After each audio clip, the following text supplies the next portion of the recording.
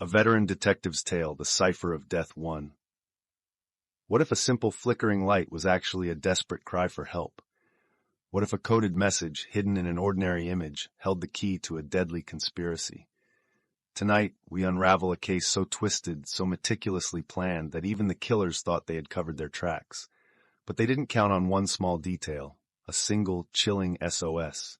The case was a labyrinth of deception, a web of mystery. A deadly secret lay hidden within a jumble of cryptic information, and the cipher within it held the key to a sinister plot.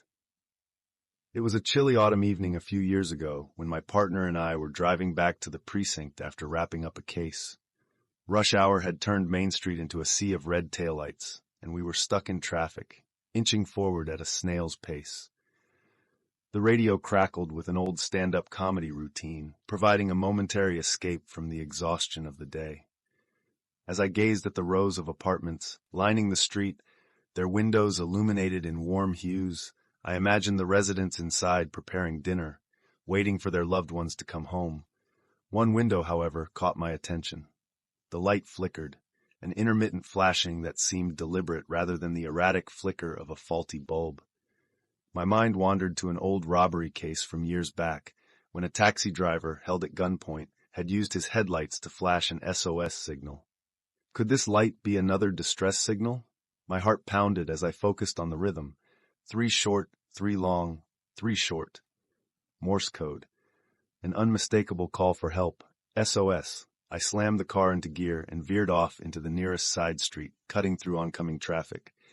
My partner barely had time to react before we screeched to a halt in front of the apartment complex. Rushing upstairs, we pounded on the door of the flickering light's origin. No answer. Peering through the crack, we saw a man bound to a chair, motionless. With the help of a neighbor, we pried open the door and stormed inside. The man was unconscious, blood seeping through his shirt from stab wounds to his chest and abdomen. A strip of duct tape sealed his lips. His wrists, tied behind his back, were barely clinging to the cord that had been controlling the flashing light. We freed him and called for paramedics, but before we could get any information, he slipped into darkness. He died en route to the hospital, leaving behind more questions than answers. The apartment had been ransacked, yet certain valuable items, a Rolex watch, a diamond ring, remained untouched. This wasn't a standard break-in. Someone had tried to make it look like a robbery while searching for something specific. But what? Digging deeper, we found something missing from the open computer tower, the hard drive. Why would the intruder take that, but leave behind more easily pawned items? My gut told me this wasn't a random crime. It was a cover-up. Then we found a clue, an old photograph of the deceased. In the background, a shelf held a shoebox that was now missing from the room.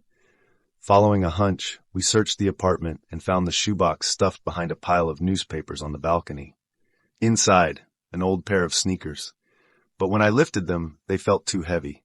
Digging into the lining, I discovered a hidden compartment, and inside it, the missing hard drive. Back at the precinct, I connected the drive to a secure terminal. One partition was completely wiped, while the other contained only a few wallpaper images, pictures of mountains, lakes, and forests. At first glance, nothing seemed unusual, but when I compared file sizes, I noticed a discrepancy. Some images were disproportionately large. I zoomed in on one, a snowy mountain scene. Within the branches of a tree, almost invisible, was a minuscule engraving. Enhancing the image, I discovered something shocking, a hidden document embedded within the pixels. Scanning further, I uncovered financial records, pages and pages of documents that, when pieced together, exposed a multi-million-dollar embezzlement scheme involving a major corporation. The victim was no ordinary man. He had been a whistleblower, someone who had stolen incriminating data and fled. But his enemies had caught up with him first. Meanwhile, we traced the killers through intercepted text messages. They hadn't left anything in plain sight. All their messages consisted of cryptic symbols, seemingly nonsensical. One message read, 227424346, 213123133. Another, Ixuju Hoensti. The third, 00Li1W17011. It took an entire team of cryptographers and linguists, but eventually we cracked the codes. The first sequence corresponded to a T9 predictive text cipher, translating to "Give me the money." The second was a transposition cipher. After rearranging the letters correctly, it read, "The boss said no talking, just get rid of him." The third, when flipped 180 degrees, revealed a chilling message, "Kill him at 2 p.m." These messages revealed a carefully orchestrated murder. And the mastermind? The CEO of the very corporation implicated in the financial documents.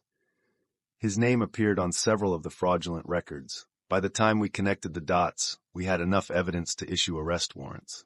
The killers had vanished, but the boss, thinking he was in the clear, was still in town.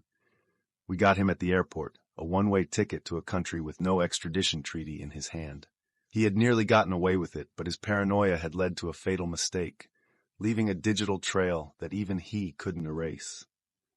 What started as a flickering light in an apartment window ended in the unraveling of a corporate crime syndicate, and it all came down to a single signal: SOS.